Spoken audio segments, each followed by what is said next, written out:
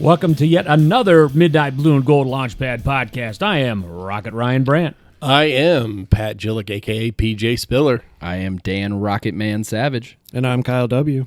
That's Kyle W. Smith, producer, engineer extraordinaire. See, he doesn't like to brag about himself, so he makes me do it. So we got to do it. Yeah, That's right. I put it on my resume. there you go. It does look nice. I'll hire you. Yeah. Oh, hey. So we got a hell of a show coming up for you. Later on, we have the legendary women's coach at the University of Toledo, Tricia Cullop. We're going to talk about UMass coming to the MAC, which is kind of crazy, but good, at least from my standpoint, and at least one other person at this table standpoint. We're also talking about Quinyon Mitchell and the splash he made in Indianapolis at the Pro Combine, and we'll also have some Olympic sports for you. Let's do that, Dan. Let's get right to the Olympic report. Tennis is very good, men and women. Yeah. Yes, they are. Track is very good, men and women. Well, they don't have a men's. Well, they got the men's cross country, but That's right. they're not running. They're actually pretty good in the fall. Yeah.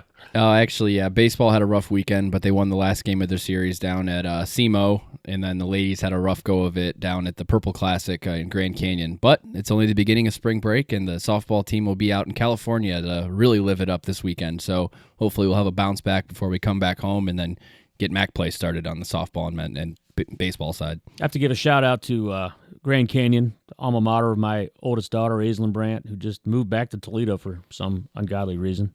But everybody asks her that, but it's getting too expensive out there. And Understandable. And if you have an old man like me, how would you not want to be closer? Anyway. Let's move on to what else we got here, Dan? Well, I think it's a perfect time to announce our newest member of the Mid-American Conference. Again, while most of you folks may not know, UMass has not been in the MAC while we've been playing them in football the last few years. Right. They were a MAC football-only member for a while. For about 4 years. About 10 years. Or no, I'm sorry, 10. no, from 2010 to 15, was it? Or 12 to 15? 12, yeah. Yeah. It wasn't very long. In there, and then Temple was, in and out, and so we had a 13th member football only, but the MAC didn't like that because we didn't have their basketball, and now they're on for the full ride, so I'm excited as well. Yeah, I think it's a great move just from the standpoint of you're getting Massachusetts, which is has the Boston TV market. Not that they really pay that much attention, but you get a nice run by the basketball team, and it'll bring some attention to the MAC. Absolutely. I don't know a lot about UMass's women's basketball team, but the men's program definitely brings some clout to the Mid-American Conference. So the women's team traditionally has actually been pretty good. This year they're like 3-27. But their net is still 255th.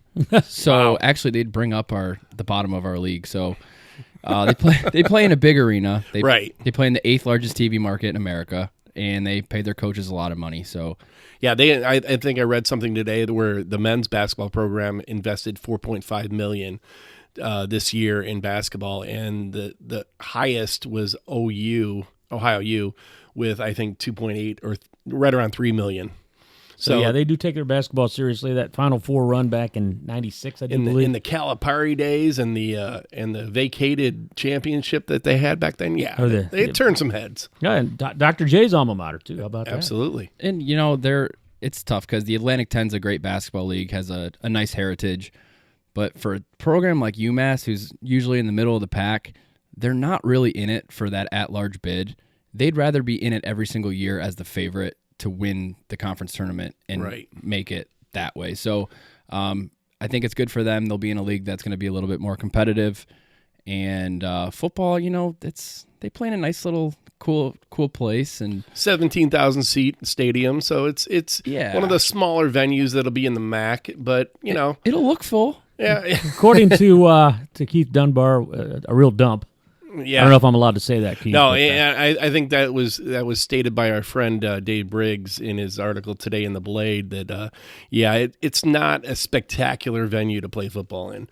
But, I thought you meant Keith Dunbar. No. But they, they bring a little something to the table. I don't know what the rest of their sports are like. I haven't done a deep dive on UMass. Well, it's amazing. They won the NCAA hockey title back in 2021. But they're still playing in Hockey East because the MAC Hockey doesn't East. have a Right. But yeah, if you imagine getting them in the CCHA, that'd be nice. I think the bright thing to look at is about getting a 13th member. We're definitely looking for a 14th. Which is, from the way things are looking, it's possibly going to be Western Kentucky, which would be a huge You know what's add. also interesting? I don't know if it was Dan's tweet or our friend Alex with CSC Podcast, but someone was talking about the whole news with UMass, and Brian Blair was tweeting on it, and someone said, what about Marshall? And he tagged the Marshall's AD. Oh, was really? like, let's make this happen. And I was like, Marshall would be a great ad. Oh, I'd love to get them back. I mean, They love the Southern aspect. Yeah, I think though. they're looking at the Sun Belt Conference or, something like that. But if it's Western Kentucky, I think they're just cheating off our out-of-conference schedule for football. Yeah. And we would be owed at a home game from somebody else on one of their schedules if Western and UMass both come to the MAC. Exactly. Absolutely. Well, it's funny, too. Dave Briggs brought up in his column today about how there'd be 2 Bowling Greens represented. Two Amherst. Yep. 2 Westerns. Yeah. So Yeah. a lot of built-in rivalries. And right? then I think he even mentioned the Universidadio de Toledo. Oh, yeah. In Toledo, Spain. Yeah. They're looking at them as a possible addition to the conference. Get off topic here. We need to get him on. Dave Yeah. Briggs. He's a hell of a writer to be still in Toledo. Yeah. I enjoy He does his a great columns. job. Yeah, and he's very, very clever with his writing. So Yeah, absolutely. I mean, hell, we had Musselman on a few weeks ago. yeah, so. I mean, we started at the bottom of the barrel. I mean, there's no place to go but up. No offense, Ron. No offense, Ron. So let's take a look at what Mr. Quinyon Mitchell did this past weekend at the NFL Combine. We thought he was good at we've known he's been good now for a couple of years. Yeah. Because we watch him all the time. But what he did at the Senior Bowl in Mobile without even playing in the game, he really turned some heads there, and then just turned it up to 11 at the Combine. I got to watch this as a fan. I've never watched the Friday night, the first group of the Combine before. It's first time for me too. And it was like a little kid. Yeah. Just every time he'd come up, I'd have my phone out recording. He was anything I could have expected and more. You were fanboying hard. Oh my gosh. And to see, I think about a half hour before it actually started, they went through the top 2 corners. They said they were going through the top 2 corners, and they didn't mention Quinyon. And I'm like, oh, of course, the power fake talked about Clemson's guy and Alabama's guy. But it didn't matter. Quinyon proved it on the field. Third best 40 time. so yeah, I have those numbers right here, Unbelievable. which is, it's interesting when you Google his name with the Combine. There's a couple articles, obviously, recent. He's listed as a winner on all of them. Pretty easy to make that conclusion. I mean, I think he was tied with the second fastest receiver this year, 4.33, with the 40. There was only 2 guys that beat him in the 40, and one got hurt after he ran the guy from Clemson, I believe. Yeah. Got hurt after he ran his 40. He pulled a hip flexor or something, and then the receiver Xavier Worthy. Xavier Worthy just set a record. I mean, 4.22. He makes fast people look not so fast. And he got done with that race, and he just looked like he was going to run out of the stadium. He kept running to the end zone. Yeah, he did run. He was like Forrest Gump. Combine results for Quinyon. He ran a 40 and 4.33, like we said. 10-yard split, 1.51 seconds, 38-inch vertical, 10-2 broad jump with a 20 bench press. 20 225. reps of 225. That's really solid at his weight. Yeah, it is. He's 6'2", 195. I mean, to throw up that kind of weight that many times, and it looked like he did it pretty easily. Yeah, I mean, He wasn't struggling at the end. he's definitely a well-rounded corner. And I think he came out of the Combine rated as the number 1 cornerback in the Combine. Yeah, he kept creeping up. It was interesting when we started talking about mock drafts and everything. He was like 2 or 3. And then all of a sudden he kept creeping up as we went towards the Combine. And I think he's a sure one at this point. Yeah, I watched Sunday, and when they were doing the quarterbacks, and they were still talking about Quinyon on Sunday. Nate was saying that he was listening to Valeni and Rico on 97.1, and they were talking about the Lions and who they might grab. Obviously, they have a real late pick. And Rico's like, oh, I'd love Quinyon Mitchell. I'm like, he's not going to be He's there. not going to last. And from articles I read this morning, he's a top 5 pick. Top 5 would be interesting. The last time Lions drafted a top 5 corner was Akuda. Right. Didn't quite pan out. I hate seeing corners do that, and I hope he can be a day 1 starter. But if he's not and he's a top 5 pick. Well, I think he had a 6.42 rating initially coming into the combine, which is, if you look at their grading scale, he's projected to be a solid starter after 2 years. But I think after his if you're drafted top 5, you're expected to start day 1. Yeah. And if you need that time to adjust, then after his performance, it's not your fault either where you're drafted at. Right. I mean, that rating was made Thursday night just after measurements, you know. And he had, a lot of positives on his rating, and I don't know who does the rating. It's one guy, but he had maybe 4 or 5 negatives, and they weren't really negatives, just things he needs to work on. Like he opens his hips too soon or something like that, And all these guys have assessments. You know what's interesting is Nate brought it up too. He's like, I want to see if I can find some analytics, which I'm sure they're on Reddit. Everything's on Reddit. But how many times your analysts like Mel Kiper are wrong about they shit the bed their pre-draft assessments, you know what I mean? Oh yeah, Mel Kiper, he got one right last year. So. Well, not even the pick, just like who's going to be good, who's not. Oh yeah, right. Pre-draft. Just a general overview. And I think I think the guys that are at the combine making the rankings are a little bit more solid in their conclusions than these, talking heads on and networks. I mean, obviously I'm a Lions homer, and that's well known. But their draft grade last year was awful. And look at Jahmyr Gibbs. Yeah. And, I mean, they came out way better than anybody predicted. One of the other cool things, like there weren't many viral moments from the combine, but one of them was the side-by-side, a Phantom Cam with Sauce Gardner, on how Quinyon beat him by about 3 yards run on the 40-yard dash. And it shows you can run a 4.5 and still be an excellent corner. Oh, there's absolutely. a lot more that goes into it. Yeah. But the fact that he's faster than the rookie of the year is pretty impressive. My other favorite ghost cam is when they throw the slowest guy on against Rich. Him running in a suit and shoes. I was pretty impressed by the guy out of Texas, the DD lineman. He's 6'5", 362, and ran a 4.8. Or I thought it was a 5.2. He ran a 5.2. Oh, was it a 5.2? They said if you did, RG3 said like if you did a weight ratio to what he ran like a 4.2. Yeah, that's a lot of human coming at you really is. fast. And yeah, it'd be nice to have a guy like that chasing down somebody from behind. Oh, absolutely. Yeah. And we kind of talked about it a little bit before we went live, but Quinyon's kind of fastest between his like 20 yards and 50 yards of running.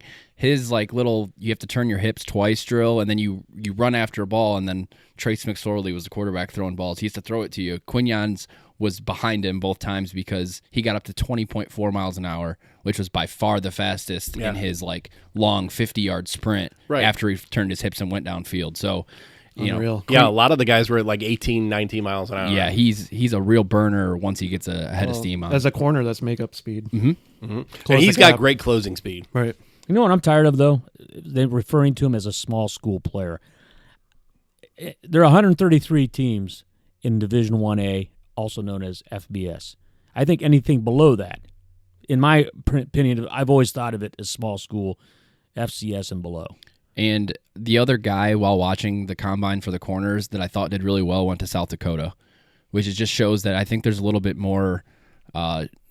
You're really trying to prove yourself if you're coming from a smaller school that had maybe a worse strength of schedule to really prove yourself, and that edge is what kind of makes you a great player in the end. What's really interesting is like think about your best player from your high school that graduated with you in football, and think about them joining a school like Toledo.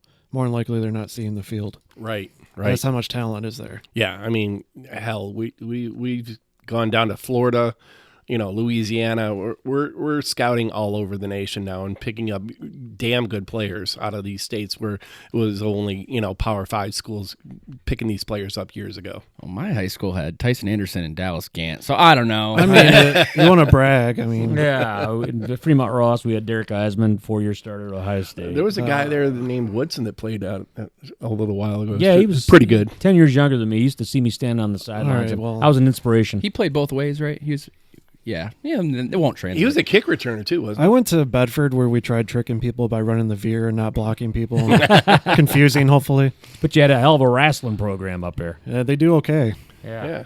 Just a few state championships. Just a few. All right. So without further ado, should we move on to our special guest? I think so. That would be sounds the like a one, plan. the only Tricia Cullop. Tricia, thanks so much for joining us. Thanks for having me. All right. So season's been going pretty well for you. 11-game winning streak. You beat Ball State. You got to be smiling over at the Cullop household.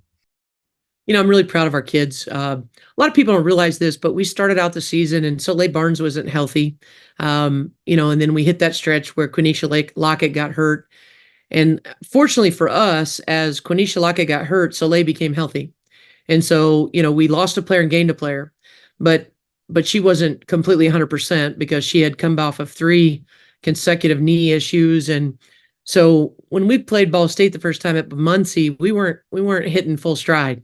I think now that we've had some games under our belt and we've gotten, Quenisha back feeling like herself again, and Soleil is feeling like she's got her legs under her, I do feel like we're hitting our stride at the right time. We're peaking at the right time. And our goal is just to keep getting better through the end. I mean, you spoke about getting better as the season progresses, and heck, the other night you shot 63% from the field. You got to be happy about that. I don't remember us ever shooting 90% in a quarter. In the first quarter, we shot 90%. That's incredible. Our kids, Indiana's coach is a dear friend of mine, and she had a quarter this year where they shot 100%. Wow. And I text her afterwards. I'm like, how did that feel? But I would say I was glad to feel 90% because I was so proud of our kids. Yeah, as far as the MAC tournament, I think if we wanted to rotate sites, I'd have no problem shooting in Kalamazoo again. That was quite the first. 6 missed shots in one half. I mean, I've never seen that in any stage of basketball, I don't think, maybe besides the NBA where they don't play defense. Well, and it was good, too, because they were switching up their defense. And so to do that against a 1-3-1 and a man-to-man that they did some different things in, I was proud of our players. I thought they handled some different things really well. So we're at the point in the season where you've seen just about anything a team can throw at you defensively. How do you guys make the adjustment during the game when all of a sudden they drop into a 1-3-1, then they'll switch to a man? Just for anybody out there listening that doesn't know about it, what are your adjustments like? Well, first of all, before the game starts, I make a list on the board of if they're starting this, we're going to run this offense. And it's all the way down through everything they would possibly run. So our kids already know what to go to, but it also helps having veteran players. Soph can read my mind. And a lot of times I give her a handful of things I want her to run against different defenses. And she does a phenomenal job of putting her teammates in good positions to score. But our kids have seen about everything anyone can throw at them, so they don't get rattled. And they've got great composure. I thought they had great composure in that first half because there were 2-3 times that with a second or so left on the shot clock, we hit a 3. And we just found a good shot and we didn't panic.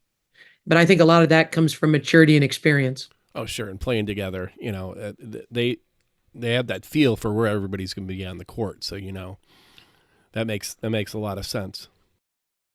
When looking at this team compared to last year's team, we lost Jada. We didn't have Hannah last year, but Soleil has definitely found her spot in the rotation as that shooter off the bench, and Hannah's playing. So looking at as far as projections go past the MAC tournament, I believe this should be a 2-big league regardless of the strength of our conference. Last year, we defeated the Big 12 champion, and there's little to no respect as far as voting, coaches poll. Is there we should have a real petition to make the NCAA tournament this year and maybe throw out that net ranking. What do you think, as it's been 2.5 months since we've talked to you last, as far as down the line, being a 13 seed or whatever? Do you have any opinions now? Well, first of all, I've never been a fan of the net, and no one can ever convince me it's the best metric to decide who needs to be in postseason. I do think we had something good going with the RPI. And if you go back and look at the RPI last year, we had 3 teams deserving of being in the NCAA tournament if you went by the old standards. It was unfortunate that only one got in. I'm glad it was us. But I will say that, this season, I do think there's 2 teams that are worthy of it. And it's unfortunate that probably only one of us is probably going to get that opportunity. But I really feel until the NCAA takes a strong look at the net and why we're using this metric, I don't think things are going to change. I think the net protects your BCS schools.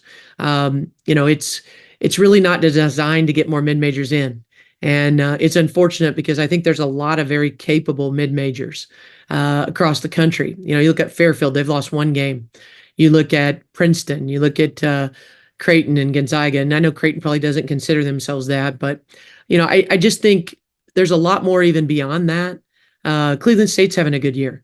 I could go on and on, but I think the unfortunate thing is until they change the metric, it just isn't going to change. And I will fight forever for our league because I think we've got a great league. I do think the bottom half of the league is going through a little bit of a renaissance because we have a lot of new coaches. There was a lot of turnover, and the portal didn't help us. The portal stole several good players. Yaya, one of the great scorers in the league, went to Baylor. One of the best post players in our league last year was at Northern Illinois, and she's at Seton Hall now. We lost some good talent, but I still think the top half of our league has done a great job of maintaining our talent and also being competitive. And I hope those new coaches, given a couple recruiting classes under their belt, can start to help us build the league back up again. Coach, how in hell do you explain Michigan they're 51 in the net ranking and Toledo is 67? Would it have been better? Would that maybe have changed a little bit if we beat them on the road? How does this whole thing work? But I still don't get it. We would get more points if we beat them on the road. But if you notice, the thing I don't enjoy is that the net gives you more points if you beat the tar out of someone. Right. Now, we've had some good wins, right? But I don't think that the net rewards you enough for playing a difficult schedule the way an RPI did. And so, we've really prided ourselves in playing a difficult schedule. But if you look at teams that played a weaker schedule and yet beat the tar out of several of those opponents, their net's hanging right in there with us. And it's irritating because everything I've always believed my whole life about how you put yourself forward as a good candidate to be in postseason kind of goes out the door with the net. Right. And then even after we beat Ball State, they raised in the net rankings. Well, they raised because they played a good team. Yeah, true. I'm serious. And our net was good. What hurts is, Wednesday we're going to play a team that's in the 300s. And, even if we win, I wouldn't be surprised if our net goes down, which is crazy. Yeah, it's right. Nuts. But it can happen. And so, that's where margin of win becomes important. And it's unfortunate because I shouldn't have to be sitting there looking at the score thinking, I wonder how much we're going to have to win by to not drop our net tonight. So that we can still be a viable candidate. I should be sitting there thinking, how can I develop my bench? Right. Because I think we got this game in hand. Get the young players in. And you don't want to. And I hope we do have the game in hand. Now, was that your thought process at the end of that Ball State game? Did you want to keep the starters in just because, beating them by more points would help? Is that kind of your thought? I'll be honest, in that game, it was more about I knew how they could light up threes in a hurry, and I wanted our veteran players to protect our lead. Gotcha. I've seen them hit, Allie Becky can go on a roll, and I really want our best defenders out there, and I wanted us to be able to maintain the ship. And so we didn't want to give them any ground. Yeah, Gotcha. This is less of a question and more of a statement, but in 2017, we made the NCAA tournament as a 10 seed. That team lost to UCLA by 2 out of conference. They lost to Notre Dame by 17. You guys had wins over St. Bonaventure, Rhode Island, and Dayton. That's a great non-con. We had 5 MAC losses, and we ended up a 10 seed. So we might not be a 13 seed. That's all Charlie Cream is saying. We could definitely be an 8 or a 9, which is what I think we deserve. Well, the other thing that I'll say to you about that season, a lot of people don't know, is we actually started out MAC play 0-3 that year because Janice Monacana and J.N. Bravo Harriet got hurt. And so we stumbled out of the gate in MAC play. And then as we got healthy, it wasn't a surprise to us, but maybe to other people that by the time we got healthy, and Mariela Santucci really struggled shooting most of the season because she had close to a stress fracture in her foot. And don't ask me how our trainer got her healthy by the end of the season, but she went from shooting about 15%, and I'm not lying, to all of a sudden shooting about 40% from 3. And because her foot felt better. Well, that's where the foundation of your shot is. And so I laughed when we played over at Ball State late because they were playing a buzz zone, 2-3 extended aggressive zone. And she was out there just zinging the threes, and they were throwing their papers in the air because no one thought she could do it. Her percentages didn't show that, but we'd been working with her and we could tell her shot was turning around. And as her shot turned around, so did our season. So this is completely off subject right now, but I've been talking. We've got season tickets, and my wife and I have been to a lot of games lately. And one of the subjects that came up is there a chance? I know we've only got 2 games left in the regular season. Is there a chance we're going to see all 3 bigs on the floor at the same time? I doubt it, simply because our defensive style. If maybe we were a zone team, that's a possibility. But if you watch a lot of the lineups in our league, they're really playing 4 guards in a post. Not many people have the size that we have. And so it makes it difficult to even play 2 of them and still defend, because we switch, if you notice, we switch 1 through 4 defensively. So Sammy sometimes is guard and point guard. And it makes it difficult because it really shortens what people can run against us, because they can't get an advantage by ball screening with their 4. And so our 5s have a different ball screen coverage than anybody else. They don't switch. Most of the time they're icing, okay, which is basically the guard is preventing the guard that's on offense from driving off the ball screen. So she gets up there and basically makes her drive back the other way, and her 5 is basically catching whatever comes downhill. So that seems to help the foot speed of a Hannah Novorosky and Jess Cook and Nan Garcia. But what's great about all 3 of those 5s, if you've noticed, is they're all very different.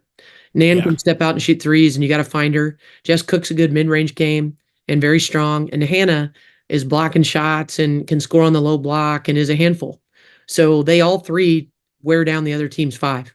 And we need that on Wednesday, because Eke is unbelievable. She had a good game against us up at Eastern. Is there a specific team or matchup where you would start one or the other and maybe not play Nan as much, or would you guys just kind of ride the hot hand after, like, say, the second half? The team that's always been a challenge to play 5s against is Ohio, simply because they play the equivalent of 5 guards, and they play 5 out. And they don't really post anybody up unless they're running a guard in to post up. So there have been, last year when we played Ohio, I just told Hannah before the game, I'm like, I'm sorry, you're probably not going to play much today. You need to cheer hard. Because every time we put her in, they drove right around her and hit a 3. So we tried to play a little bit of zone, and we tried to always match her up to somebody that maybe wasn't going to shoot as well, making maybe we could steal some minutes. But this year, because they have a younger team, we were able to play her more in that game. But as they mature and are able to run his full playbook, it'll make it difficult again. Simply because they stretch you. And when there's constant screening actions with flares and curls, and it's difficult for a true 5 sometimes. But everybody else, we can pretty much do what we want as far as our matchup. Because if, I think that lineup with Nan starting has worked for us, and we've gotten really comfortable with it. So we'll stick with what we do. But if there's something that I see, like against a 1-3-1, Hannah's a really tough matchup inside. Okay. I might sub quick to fix a problem. So as we're getting down towards the end of the season, we mentioned before that we haven't talked to you in about two and a half months. What are your thoughts about the progression of your younger players as we head towards the tournament time? I think they're getting better and better. I don't know if the general public always gets to see it, but I see them in practice and how much they've learned and grown. And, I'm trying to get Cadence more and more time so that she can get her feet wet and start to spell Soph a little bit more toward the end of the season, but also so she's ready for next year. I think Ella Weaver, her shots really come along. She's a really high IQ kid. Macy Fegan has really worked on her defense, and I think we've seen a big improvement there. I just think what's tough about this team is we have so many veterans that it's hard to steal time. I was laughing with Soph today at practice because I said, remember when you used to sit behind Mariella Santucci? And she said, yeah. She goes, I remember that Mari would run plays for herself, and I knew the way to get in was to run what you wanted. And we laughed. But she goes, I learned real quick how to get on the floor. But, she learned from someone that was really good. I've been really spoiled in my career at Toledo because I had amazing point guards through the years. You think about it, Nama Shafir may not have been MAC Player of the Year, probably deserved it, but she'll go down as one of the all-time greats. Followed by Michaela Boyd, who was phenomenal. More of a defensive player, driver, but she helped us win a MAC championship, was MVP of the MAC tournament. Then you look at Mariella Santucci; those two kind of tag teamed it. Angela Dortch, back in the WNIT year, she and Nama tag teamed it. Um, and then, you look at Soph right now. I mean, gosh, that's a lot of great point guards that have covered my career here. And I've been really spoiled. And so have our fans of watching kids that really know how to play the game, that could play at a higher level, that chose Toledo. Yeah, you're right. There hasn't been a drop off in that point position, and now that you mentioned earlier, how Sophia is such a high IQ player. Do you see her? I mean, after if she decides to play in the pros, whether here or overseas, I kind of see her as being a coach. She's a coach on the floor basically right now. I've noticed in your timeouts that she's in there talking almost as much as you are, if not more at sometimes. And yeah, I love her to death. I wish she would go into coaching. I could see her being a hell of a coach at some point. Me too. And I hope it draws her back when she's done playing. She wants to play professionally. She and Q want to play professionally. And, we've had a nice little string. I think I counted them up the other day, and counting the last 15 years, I think we've had 14 pros. And what was exceptional about last year is here we had 2 kids that came off our bench that went pro. At a mid-major, to have 2 kids come off your bench and sign pro contracts is unbelievable. That tells you how deep last year's team was. But I do think both Soph and Q have a good chance if they want to. They've been invited to some different things at the Final Four. There's always a pro combine there. They have a good chance. They're being mentioned for an all-star game there, that some of the top senior all-stars in the country. And I hope they get a chance to play in that. But we'll help them any way we can. One advantage to having somebody like Danielle Page on my staff is that not only did she play 10 years overseas professionally, she had a stint in the WNBA. She's an Olympian. She has amazing contacts overseas. So she's somebody that I basically have her mentor those kids when they're thinking about going, because no one knows it better than somebody that lived it. Absolutely. And I do think that's a great recruiting tool for us. Coach, you always talk about how much you love the fans that turn out to Savage Arena. How important and how cool is it to have the last 2 games of the year at home instead of being on the road? Well, I'm thrilled because in the past it hasn't always been that way, and we love our fan base. I mean, here's a good stat for you. So we're heading into the last part of the season, and I like to try to finish in the top 30 in the country in attendance. So right now we're sitting at 29th, but the crazy stat is we're averaging 330 fans a game more at home than we did last year, and we finished 24th. Yeah, and that's so. It just goes to show you how women's basketball popularity has really grown across the country. It doesn't help us that Caitlin Clark's selling out everywhere she's been in the Big Ten. Some of those Big Ten numbers are climbing above us because of her popularity. But it's not just her. You look at the Virginia Tech-Virginia game the other night, was sold out. For me, and you look at, Juju Watkins and what she's doing in California, I just am so thrilled that women's basketball is finally getting its notoriety that it deserves. Especially in a year where our TV contracts were needing to be renewed. What a great time for the NCAA to see our value. Because back when I was president of the WBCA, I remember during COVID that we were told that there was no reason to redo anything because we didn't make money, we lost money. And when we did the evaluation, we hired a independent contractor. They said, no, there's no way you lose money. But the problem is the contracts for women's basketball, baseball, volleyball, all of that. Men's basketball was separate. CBS Sports has it.